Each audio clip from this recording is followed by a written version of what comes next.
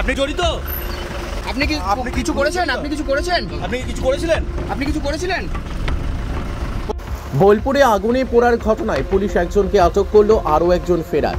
বোলপুর সংলগ্ন এলাকা রজতপুরে হাড়হিম ঘটনায় 3 জনকে পুড়িয়ে মারার চেষ্টা করা হয়েছিল। গতকাল 2 জন মারা যান, মা ও ছেলে। আজ সকালে পরিবারের আরও একজনের মৃত্যু হয়েছে। এই ঘটনায় মোট 3 জনেরই মৃত্যু হলো। পুলিশ একজনকে আটক করেছে, স্মৃতি বিবিকে। অপর আরেকজন চন্দন শেখ ফেরার। যদিও এই ঘটনা মন নিয়েছে অন্যদিকে। স্থানীয় সূত্রে খবর, পরকীয়ার জেরে এই মর্মান্তিক দুর্ঘটনা। এই মর্মান্তিক দুর্ঘটনায় আরে কেউ জড়িত আছে কিনা পুলিশ তা খতিয়ে দেখছে।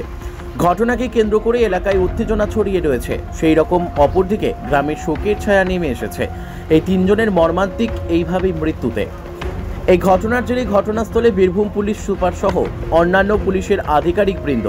পুলিশ তৎপর এই ঘটনায় জড়িতদের ধরার জন্য। ঘটনাস্থলে বিশাল পুলিশ বাহিনী মোতায়েন করা হয়েছে যাতে কোনো অপ্রীতিকর দুর্ঘটনা না ঘটে।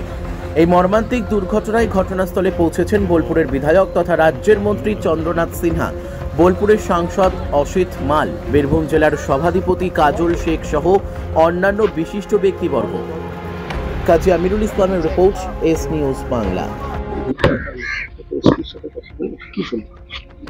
দেখুন, একটা সাসপেক্ট হচ্ছে, পুলিশ তার কাজ করছে এবং ফরেন্সিক টিম হয়তো রাতেই ঢুকবে, রাতেই পিও হবে বা ভোরবেলাতেই পিও ভিজিট হবে।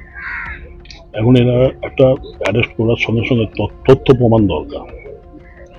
এখন যে মোবাইলের ব্যাপার আছে সেটাও ভেতরে আছে, ছেলেই বললো মোবাইলটা খুঁজে পাওয়া যাচ্ছে না।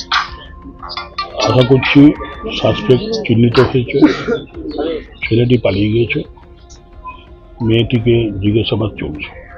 আটক করবেন একজন আটক, তাকে জিজ্ঞাসাবাদ চলছে। এই তদন্ত প্রশাসন যে কথা বলে যেটা বুঝলাম, খুব শীঘ্রই এর সমাধান হয়ে যাবে।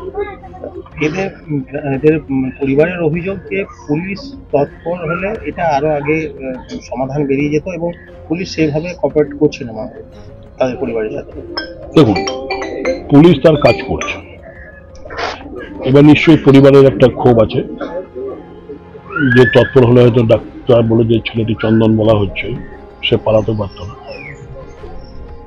এখন যেভাবে ঘটনাটা ঘটেছে সেখানে প্রথম দিকে পুলিশের নানা সন্দেহ ছিল, সেগুলো নিরসন হয়ে গেছে এবং খুব শীঘ্রই আসামি ধরা পড়বে। এমন ধরনের ঘটনা মানে কি বলবেন এই ঘটনা? লজ্জাজনক ঘটনা, এবং এরা নোংরামি করেছে যে যারা ঘটিয়েছে ঘটনাটা, এবং সব নোংরামিরই ফল একটাই, অ্যারেস্ট হওয়া। সেটা খুব শীঘ্রই হয়ে যাবে। ছেলের সাথে কথা বলে কিছু বললো? ছেলে কিছু দাবি করলো? ছেলে বললো, ঘটনাটা আমি জিজ্ঞেস করছিলাম, কেননা ওরা এক ঘরেই শুতে 4 জন। এসি খারাপ থাকার ফলে ওরা 3 জন, বাবা মা ভাই, এক ঘরে ছিল, ও এক ঘরে ছিল। এবং ছেলের যা বক্তব্য, এমন কিছু কেমিক্যাল ছিল যে মা বাবা দরজার এত ধুমো বা ইয়ে হয়ে গেছিল, তাদের আর দরজা খোলার ক্ষমতা ছিল না, ঘরে ছিল। সেইটার জন্যই পুলিশ ফরেন্সিক টিমকে ডাকছে যে কোন কেমিক্যাল ব্যবহার হয়েছে। কোনো আর্থিক সাহায্য করা হলো? নিশ্চয়ই, সেগুলো তো আমরা নিশ্চয়ই পরবর্তী দেখছি। আমরা তো একটা মিটিং থেকে এলাম, সেগুলো আমরা চিন্তা ভাবনা করছি। পরিবারের পাশে আমরা সবসময় ছিলাম, আছি, ভবিষ্যতে থাকবো।